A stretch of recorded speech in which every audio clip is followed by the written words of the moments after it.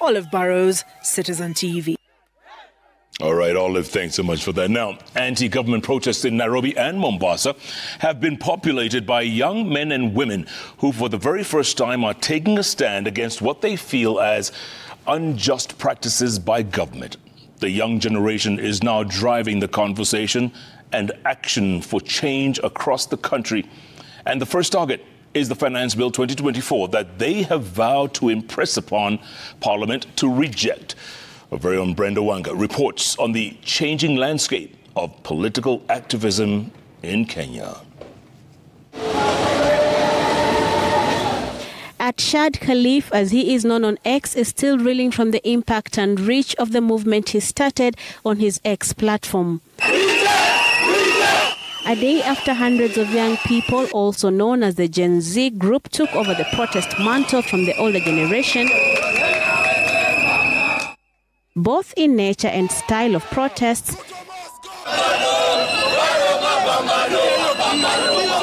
Shadrach is catching his breath, albeit for a few hours before returning to coordinating Thursday's demonstration, now bigger in scope.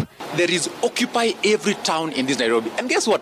I don't even know who's organizing them. Everybody is just organic, doing their own thing. Nobody is planned.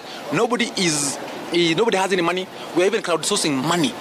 Shadrach says the idea to protest against the bill came about almost accidentally online when he and an acquaintance voiced their concerns about the bill. The hashtag caught on digital fire, drawing in the demographic using the platforms favored by the Gen Zs. You know, yesterday I tell some kids, you're 15, please don't go to talk. We'll let us agitate for you for now. When we need you, we'll call you. 15-year-olds are in my TikTok DMs asking me if they can join, what they can do. Atawana namba M-Pesa. And they want to join. Agombo, this is a message to you. Usitoke, don't come. Agombo, please stay at home. Unlike traditional demonstrations that coagulate around one personality, party, or organization, this Gen Z-driven protest had several centers of origin, mobilized under different hashtags including Occupy Parliament and Reject Finance Bill 2014, amongst others. The movement brought together the youth who showed up in droves. In places of stones and twigs, they brandished phones and placards and documented and broadcast their protest on their social media platforms. When police used tear gas to try and disperse them, they fired back literally and figuratively.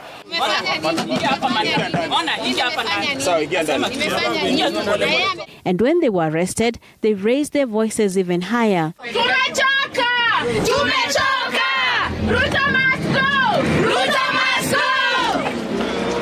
Beverly Kwamboka is now free from police custody after being released from Central Police Nairobi yesterday for taking part in the protests.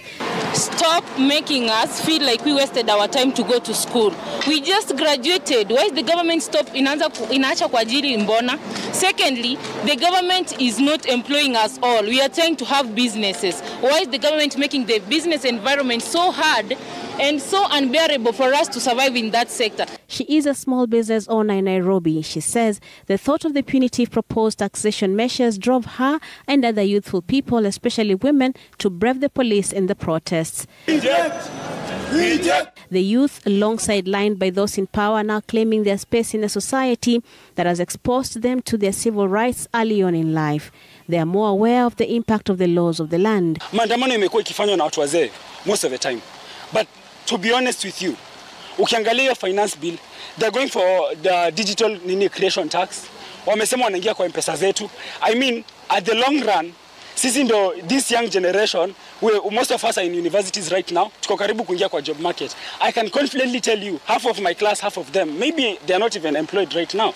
The youths are doing what is right and what our constitution is asking of us. So you see, the demonstration have been faithful, have been very peaceful.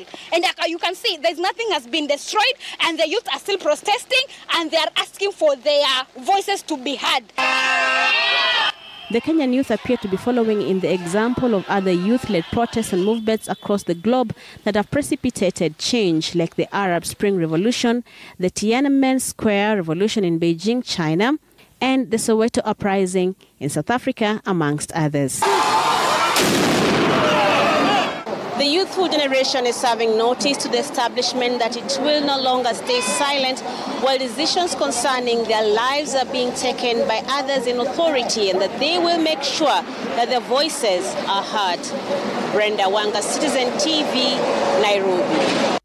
All right, Brenda, thanks so much for that. Meanwhile, back at State House, President William Ruto says